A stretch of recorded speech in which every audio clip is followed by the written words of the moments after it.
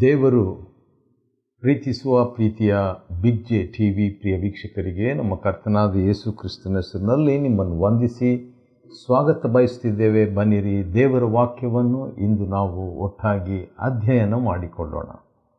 ಇಂದಿನ ನಮ್ಮ ಅಧ್ಯಯನ ಆಮೋಸ್ ಗ್ರಂಥ, the book of Amos, chapter 8ನೇ ಅಧ್ಯಾಯ. ಆಮೋಸ್ ಅಂತ ಹೇಳಿದರೆ ಭಾರ ಅಥವಾ ಭಾರ ಹೊರುವಾತನು ಅಥವಾ ಹೊರೆ ಹೊತ್ತಾತನು ಎಂಬಂಥ ಅರ್ಥವನ್ನು ಕೊಡುವಂಥದ್ದು. ದೇವರ ಭಾರ ಏನಿದೆಯೋ ಅದನ್ನು ಪ್ರವಾದಿಯ ಮುಖಾಂತರವಾಗಿ ತನ್ನ ಜನರಿಗೆ ದೇವರು ಈ ಭಕ್ತನ ಮುಖಾಂತರವಾಗಿ ವ್ಯಕ್ತಪಡಿಸುವಂಥದ್ದನ್ನು ನಾವು ನೋಡ್ಬೋದು. 8ನೇ ಅಧ್ಯಾಯ ಆಮೋಸ್ ಗ್ರಂಥದಲ್ಲಿ ದೇವರ ವಿಷಯವಾಗಿ 10 ಪಾಠಗಳನ್ನು ನಾವು ಕಲಿತುಕೊಳ್ಳಬಹುದು. 10 lessons about God and His Word. ದೇವರು ಮತ್ತು ಆತನ ವಾಕ್ಯದ ಬಗ್ಗೆ 10 ಪಾಠಗಳು. ಒಂದೊಂದಾಗಿ ನಾವು ಇದನ್ನು ನೋಡಿಕೊಳ್ಳುವಾಗ ತಂದೆ ದೇವರು ತಾನೇ ನಮಗೆ ಸಹಾಯವನ್ನು, ಬಲವನ್ನು, ಪ್ರಕಟಣೆಯನ್ನು ಕೊಡಲಿ. ಪ್ರಕಟಣೆ ಅಂತ ಒಂದು ಮಾತು ಹೇಳಿದ್ನಲ್ವ, ಯಾಕೆ ಈ ಮಾತು ನಾನು ಹೇಳಬೇಕಾಯ್ತಂದರೆ, ವಾಕ್ಯ ಓದುವಾಗ ಪ್ರಕಟಣೆ ಭಾಳ ಪ್ರಾಮುಖ್ಯವಾದದ್ದು. ಉದಾಹರಣೆಗೆ ಒಂದು ವಾಕ್ಯ ನೆನಪಿಗೆ ಬರುತ್ತಿದೆ. ಎಫೆಸದವರಿಗೆ ಬರೆದ ಪತ್ರಿಕೆಯಲ್ಲಿರುವಂಥ ವಾಕ್ಯ ಅದು. ಅದರಲ್ಲಿ ಪೌಲನು ದೇವಜನರಿಗೋಸ್ಕರವಾಗಿ ಪ್ರಾರ್ಥನೆ ಮಾಡುವುದನ್ನು ಗಮನಿಸಬಹುದು.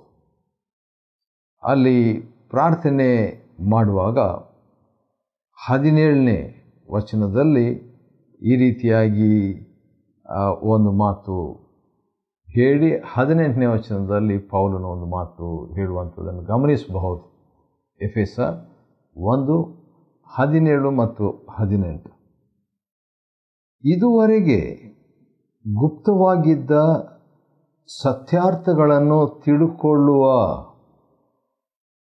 ಅಂದರೆ ಅನೇಕ ವಿಷಯಗಳು ಮರೆಯಾಗಿದೆ, ಅದನ್ನು ತಿಳ್ಕೊಳ್ಳುವಂಥದ್ದು ಹೇಗೆ ಅಂತ ಹೇಳಿದರೆ, ತಿಳ್ಕೊಳ್ಳುವ ಜ್ಞಾನವುಳ್ಳ ಆತ್ಮ, ಹೌದು, ಜ್ಞಾನಾತ್ಮ ಆತನ ಮುಖಾಂತರ ನಮಗೆ ಸಿಗ್ತದೆ. ಮತ್ತು 18ನೇ ವಚನ ಈ ರೀತಿಯಾಗಿ ಪ್ರಾರಂಭವಾಗ್ತದೆ. ಎಫೆಸ 1:18, ಆತನು ನಿಮ್ಮ ಮನೋನೇತ್ರಗಳನ್ನು ಬೆಳಗಿಸಿ, ಮನೋನೇತ್ರಗಳನ್ನು ಬೆಳಗಿಸಿ, ಆತನಿಂದ ಕರೆಸಿಕೊಂಡವರು ನಿರೀಕ್ಷಿಸುವ ಪದವಿ ಎಂಥದ್ದೆಂಬುದನ್ನು, ದೇವಜನರೆಂಬ ಆತನ ಸ್ವಾಸ್ಥ್ಯದ ಮಹಿಮಾತಿಶಯವು ಎಂಥದ್ದೆಂಬುದನ್ನು ಎಂಬುದಾಗಿ ಹೇಳುವ ಮಾತಿನಲ್ಲಿ ನಾವೇನು ತಿಳ್ಕೊಳ್ತೀವಿ ಅಂತ ಹೇಳಿದರೆ, ಮನೋನೇತ್ರ ಬೆಳಗಿಸುವಂಥದ್ದು. ಇದು ಪ್ರಕಟಣೆ. ಆದ ಕಾರಣ ದೇವರ ವಾಕ್ಯವನ್ನು ನಾವು ಓದುವಾಗ ಅಥವಾ ಅಧ್ಯಯನ ಮಾಡುವಾಗ ಅದನ್ನು ಅರ್ಥ ಮಾಡಿಕೊಳ್ಳಬೇಕಾದರೆ ಪ್ರಕಟಣೆ ಬಹು ಪ್ರಾಮುಖ್ಯ. ದೇವರು ತಾನೇ ಪ್ರಕಟಿಸುವಂಥದ್ದು. ಅದನ್ನು ಇನ್ನೊಂದು ರೀತಿಯಿಂದ ಕೂಡ ಹೇಳ್ಬೋದು. ಪ್ರಕಟಣೆ ಅಂತ ಹೇಳಿದರೆ ದೇವರು ಕೊಡುವ ಬೆಳಕು. ಸರಿ, ಈಗ ದೇವರ ಬಗ್ಗೆ ಮತ್ತು ದೇವರ ವಾಕ್ಯದ ಬಗ್ಗೆ 10 ಪಾಠಗಳು, 10 lessons ನೋಡೋಣ ಒಂದೊಂದಾಗಿ. 8ನೇ ಅಧ್ಯಾಯ ಆಮೋಸ್ ಗ್ರಂಥದಲ್ಲಿ, ಕರ್ತನಾದ ಯೆಹೋವನು ಇದನ್ನು ನನಗೆ ತೋರಿಸಿದನು. ಮೊದಲನೇ ಪಾಠ ದೇವರ ಬಗ್ಗೆ ಏನಂದರೆ, ದೇವರು ತೋರಿಸುವ ದೇವರು. God is A God who shows. ಹೌದು, ಆತನು ಕೆಲವು ಸಂದೇಶವನ್ನು ತನ್ನ ಜನರಿಗಾಗಿ ಕೊಡುವಾಗ ತನ್ನ ಸೇವಕರಿಗೆ ಕೆಲವು ಸಂಗತಿಗಳನ್ನು ತೋರಿಸಿದ್ದನ್ನು ಈ ಗ್ರಂಥದಲ್ಲಿ ನಾವು ನೋಡ್ತೇವೆ. ಮತ್ತು ಆತನು ತೋರಿಸಿದ್ದನ್ನು ನಾವು ಇಲ್ಲಿ ಪರಿಗಣಿಸ್ತಕ್ಕದ್ದು. ಸರ್, ಎರಡನೇದಾಗಿ ಅಂದರೆ ಒಂದು ದರ್ಶನವನ್ನು ಈಗಾಗಲೇ 7ನೇ ಅಧ್ಯಾಯದಲ್ಲಿ ಕೆಲವು ದರ್ಶನಗಳನ್ನು ದೇವರು ಆಮೋಸನಿಗೆ ತೋರಿಸ್ಬಿಟ್ಟು 8ನೇ ಅಧ್ಯಾಯದಲ್ಲಿ ಕೂಡ ಒಂದು ಮಾಗಿದ ಹಣ್ಣಿನ ಪುಟ್ಟಿಯ ದರ್ಶನವನ್ನು ದೇವರು ಕೊಡುವಂಥದ್ದನ್ನು ದಾಸನು ದೇವರ ಸೇವಕನು ಆಮೋಸ್ ನೋಡ್ತಾನೆ. ಎರಡನೇದಾಗಿ ದೇವ್ರ ಬಗ್ಗೆ ನಾವು ಕಲಿಯುವಂಥ ಎರಡನೇ ಪಾಠ ಏನಂತ ಹೇಳಿದರೆ, 2ನೇ ವಚನದಲ್ಲಿ ನಾವು ನೋಡ್ತೇವೆ, ಗಾಡ್ ಇಂಟರ್ಯಾಕ್ಟ್ಸ್, ಅಂದರೆ ದೇವರು ನಮ್ಮೊಂದಿಗೆ ಪ್ರತಿಕ್ರಿಯಿಸ್ತಾನೆ. ಅಂದರೆ ಪ್ರವಾದಿಗೆ ಅಥವಾ ಆಮೋಸನಿಗೆ, ಆಮೋಸನೇ ನಿನ್ನ ಕಣ್ಣಿಗೆ ಕಾಣಿಸುವುದೇನು ಎಂದು ಕೇಳಲು ಮಾಗಿದ ಹಣ್ಣಿನ ಪುಟ್ಟಿ ಎಂಬುದಾಗಿ ಉತ್ತರ ಕೊಡ್ತಾನೆ. ಹಾಗೆಯೇ ದೇವರು ಪ್ರವಾದನೆಯನ್ನು ಮುಂದುವರಿಬಹುದಾಗಿತ್ತು. ಆದರೆ ಗಾಡ್ ಲೈಕ್ಸ್ ಟು ಇಂಟರ್ಯಾಕ್ಟ್ಸ್, ದೇವರು ಪರಸ್ಪರ ಸಂಭಾಷಿಸುವುದನ್ನು ಬಯಸುವ ದೇವರಾಗಿದ್ದಾರೆ. ನನ್ನ ಒಂದು ಆಶೆ ಕೂಡ ಏನಂದರೆ, ಪ್ರಾರ್ಥನೆ ಅಂದರೆ ದೇವರ ಹತ್ರ ನಾವು ಮಾತಾಡೋದು ಮತ್ತು ದೇವರು ನಮ್ಮ ಹತ್ರ ಕೂಡ ಮಾತಾಡೋದು. ಇದು ಪ್ರಾರ್ಥನೆಯ 2 ಭಾಗಗಳು, ಒಂದೇ ನಾಣ್ಯದ 2 ಮುಖಗಳು. ಆದರೆ ಹೆಚ್ಚಿನ ಅಂಶ ಜನರಿಗೆ ಗೊತ್ತಿರುವಂಥದ್ದು, ನಾವು ದೇವರ ಹತ್ರ ಮಾತಾಡಬೇಕಷ್ಟೇ, ದೇವರು ನಮ್ಮ ಹತ್ರ ಮಾತಾಡ್ತಾರೋ ಇಲ್ವೋ ಎಂಬುದಾಗಿ ನಾವು ಶ್ರದ್ಧೆ ಮಾಡದೆ ಹೋಗ್ತೀವಿ. ಹಾಗಾದರೆ ಪ್ರಾರ್ಥನೆಯಲ್ಲಿ ಅರ್ಧ ಭಾಗ ನಾವು ಕಳ್ಕೊಂಡ ಹಾಗೆ ಆಗ್ತದೆ, ಕಲಿಯದ ಹಾಗೆ ಆಗುತ್ತೆ. ಆದ ಕಾರಣ ಇಲ್ಲಿ ದೇವರು ಮತ್ತು ಆಮೋಸನು ಇಬ್ಬರು, ಆಮೋಸ್ ಅಂದರೆ ಭಾರ, ದೇವರ ಭಾರವನ್ನು ಆಮೋಸನ ಭಾರಕ್ಕೆ ಅವನಿಗೆ ಕೊಟ್ಟು ಪರಸ್ಪರ ಈಗ ಇಬ್ಬರು ಮಾತನಾಡುವುದನ್ನು ನಾವು ಗಮನಿಸಬಹುದು. ಅದು 2ನೇ ವಚನದ 2ನೇ ಭಾಗದಲ್ಲಿರುವ 2ನೇ ವಿಷಯ. ಸರ್, ಅದಾದ ಮೇಲೆ 3ನೇದಾಗಿ, ಮೊದಲನೇದು ದೇವರು ತೋರಿಸುವ ದೇವರು, ಮೊದಲನೇ ಪಾಠ. 2ನೇದು ದೇವರು ಪರಸ್ಪರ ಸಂಭಾಷಿಸುವ ದೇವರು. 3ನೇದಾಗಿ ದೇವರು ಅರ್ಥ ಬಿಡಿಸುವ ದೇವರಾಗಿದ್ದಾರೆ. ಯಾಕಂತ ಹೇಳಿದ್ರೆ, ಮಾಗಿದ ಹಣ್ಣಿನ ಪುಟ್ಟಿ, ಅದರಲ್ಲಿ ಏನಿದೆ ವಿಶೇಷ, ಏನದರ ಅರ್ಥ, ಯಾಕೆ ದೇವರು ಅದನ್ನು ತೋರಿಸಿದರು, ಅದರ ಹಿನ್ನೆಲೆಯಲ್ಲಿ ಏನಿದೆ, ಪ್ರವಾದನೆ ಏನಾಗಿದೆ ಮತ್ತು ಅದರ ಅರ್ಥ ಗ್ರಹಿಸುವಂಥದ್ದು ಹೇಗೆ, ಈ ರೀತಿಯಾಗಿರುವಂಥ ಪ್ರಶ್ನೆಗಳಿಗೆ ಅದೇ 2ನೇ ವಚನದ 2ನೇ ಭಾಗದಲ್ಲಿ ನಾವು ನೋಡುವಾಗ, ಆಗ ಯೆಹೋವನು ನನಗೆ ಹೀಗೆ ಹೇಳಿದನು, ಇಸ್ರಾಯೇಲ್ ಎಂಬ ನನ್ನ ಜನರಿಗೆ ಕಡೆ ಕಾಲವು ಮಾಗುತ್ತಾ ಬಂದಿದೆ. ಹೀಗೆಲ್ಲ ಆ ಮಾಗಿದ ಹಣ್ಣಿನ ದರ್ಶನದ ಬಗ್ಗೆ ದೇವರು ಆಮೋಸನಿಗೆ ವಿವರಿಸುತ್ತಾರೆ. God interprets, explains. ಹೌದು, ಇದು ದೇವರ ಬಗ್ಗೆ ನಾವು ಕಲಿಯುವಂತಹ 3ನೇ ಪಾಠ. ಹೌದು, ದೇವರು ತೋರಿಸುವ ದೇವರು, ದೇವರು ಸಂಭಾಷಿಸುವ ದೇವರು, ದೇವರು ಅರ್ಥ ಬಿಡಿಸುವ ದೇವರಾಗಿದ್ದಾರೆ.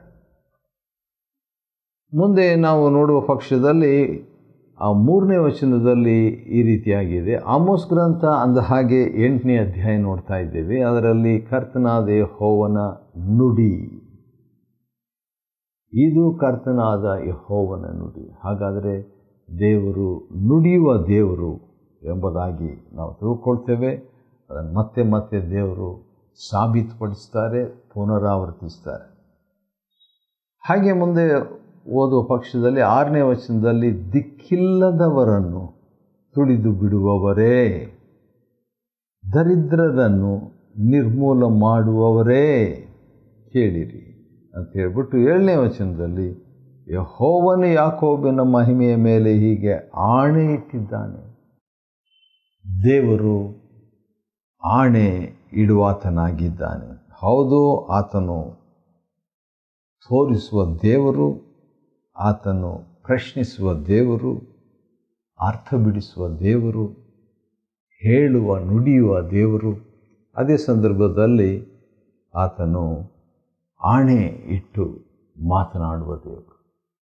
ಯಾಕೆ ಈ ಆಣೆ ಇಟ್ಟು ಮಾತನಾಡುವುದು ಅಂತ ಹೇಳುವಾಗ ಅದು ಗ್ಯಾರಂಟಿ, ಸರ್ಟಿಫೈಡ್, ಮುದ್ರೆ ಹಾಕ್ತೀವಲ್ಲ ಕೆಲವು ಸಾರಿ, ಅಥವಾ ಎಲ್ಲಾದರೂ ಒಂದು ಡಾಕ್ಯುಮೆಂಟ್ ರೆಡಿ ಮಾಡಬೇಕಾದ್ರೆ ಅದಕ್ಕೆ ಮುದ್ರಿಸಬೇಕಾಗ್ತದೆ. ಆ ರೀತಿಯಾಗಿ ದೇವರು ಕೂಡ ತನ್ನ ಮುದ್ರೆ ಏನಂತ ಹೇಳಿದ್ರೆ ತನ್ನ ಮಹಿಮೆಯ ಮೇಲೆ ಆಣೆ ಇಡುವಂಥದ್ದು. ಆಶ್ಚರ್ಯ. 6ನೇದಾಗಿ 9ನೇ ವಚನದಲ್ಲಿ ನಾವು ನೋಡ್ತೇವೆ ಪುನರಾವರ್ತಿಸುವುದು, ರಿಪೀಟಿಂಗ್. ಈಗಾಗಲೇ ದೇವರು ಒಂದು ಸರಿ ಮಾತಾಡಿದರು, ಮೊದಲನೇ ವಚನ, 2ನೇ ವಚನ, 3ನೇ ವಚನ, ಈಗ 9ನೇ ವಚನದಲ್ಲಿ ಕೂಡ ಮತ್ತೆ ದೇವರು ಮಾತನಾಡ್ತಾರೆ. God repeats. ಅದೇ ಪಾಠ ನಾವು ಕಲಿಯುವಂಥದ್ದು. ಸೃಷ್ಟಿಕರ್ತನಾಗಿ ಆತನು ರಿಪೀಟ್ ಮಾಡ್ತಾನೆ. ರಿಪೀಟ್ ಮಾಡಿ 9ನೇ ವಚನದಲ್ಲಿ ಕೆಲವು ಸಂಗತಿಗಳನ್ನು ಹೇಳುವಂಥದ್ದನ್ನು ಗಮನಿಸಬಹುದು. 7ನೇದಾಗಿ 7th ದೇವರ ಬಗ್ಗೆ ನಾವು ಕಲಿಯುವಂಥ ಪಾಠ ಏನಂತ ಹೇಳಿದರೆ 11ನೇ ವಚನದಲ್ಲಿ ಕರ್ತನಾದ ಯೆಹೋವನಿಂತೆನ್ನುತ್ತಾನೆ, ಆಹಾ, ನಾನು ದೇಶಕ್ಕೆ ಕ್ಷಾಮವನ್ನು ಉಂಟು ಮಾಡುವ ದಿನಗಳು ಬರುತ್ತವೆ. ಹೌದು, ಆತನು ಕ್ಷಾಮವನ್ನು, ದೇಶಕ್ಕೆ ಕ್ಷಾಮವನ್ನು ಉಂಟು ಮಾಡುವ ಆತನು ಅಂತ ನೋಡ್ತೇವೆ. ದೇವರ ಬಗ್ಗೆ ನಾವು ಕಲಿಯುವಂಥ 7ನೇ ವಿಷಯ 11ನೇ ವಚನದಲ್ಲಿರುವಂಥದ್ದು, ಗಾಡ್ ಸೆಂಡ್ಸ್ ಫ್ಯಾಮಿನ್. 8ನೇದಾಗಿ ನಾವು ನೋಡುವಾಗ ಅದು ಅನ್ನದ ಕ್ಷಾಮವಲ್ಲ, ನೀರಿನ ಕ್ಷಾಮವಲ್ಲ, ಯೆಹೋವನ ವಾಕ್ಯಗಳ ಕ್ಷಾಮವೇ. ಯೆಹೋವನ ವಾಕ್ಯಗಳ ಕ್ಷಾಮವೇ. Famine for world. ಈಗ ಒಂದು ವಿಷಯ ನಾವು ಸ್ಪಷ್ಟಪಡಿಸ್ಕೋಬೇಕಾದೇನಂತ ಹೇಳಿದ್ರೆ, ದೇವರ ವಾಕ್ಯ ಅಂತ ಹೇಳಿದಾಗ 2 ಅರ್ಥ. ಲಿಖಿತ ರೂಪದ ದೇವರ ಅರ್ಥ, ನುಡಿದ ರೂಪದ ದೇವರ ವಾಕ್ಯ. ಲಿಖಿತ ರೂಪದ ದೇವರ ವಾಕ್ಯ ಅಂದರೆ ಅದು ಪ್ರಿಂಟ್ ಆಗಿರುವಂಥದ್ದು, ಬರೆದಿರುವಂಥದ್ದು. ದೇವರ ವಾಕ್ಯ ಎಂಬಂಥದ್ದು ಅದು ಲಿಖಿತ ರೂಪದಲ್ಲಿ ಇರುವಂಥ ದೇವರ ವಾಕ್ಯ. ಆದರೆ ನಾನು ದೇಶಕ್ಕೆ ಕ್ಷಾಮವನ್ನು ಉಂಟು ಮಾಡುವ ದಿನಗಳು ಬರ್ತದೆ ಅಂತ ಹೇಳುವಾಗ ಇಲ್ಲಿ ಕೇವಲ ಲಿಖಿತ ರೂಪದ ವಾಕ್ಯಕ್ಕಾಗಿ ಮಾತ್ರವಲ್ಲ, ಅದಕ್ಕೂ ಇರುತ್ತದೆ. ಆದರೆ ಅದಕ್ಕಿಂತಲೂ ಹೆಚ್ಚಾಗಿ ದೇವರು ನೇರವಾಗಿ ಮಾತಾಡೋದಿಲ್ಲ ಅಂತೆ. God will not speak directly. ಅದನ್ನು ನಾವು ಸ್ವಲ್ಪ ಯೋಚಿಸಬೇಕಾಗ್ತದೆ. ಯಾಕಂತ ಹೇಳಿದ್ರೆ ದೇವರು ನೇರವಾಗಿ ಮಾತಾಡೋದಿಲ್ಲ ಅಂತ ಹೇಳಿದರೆ ಅರ್ಥ ದೇವರು ಮಾತಾಡೋದು ಕಡಿಮೆ ಆಗ್ತಾ ಇರ್ತದೆ ಬರ್ತಾ ಬರ್ತಾ.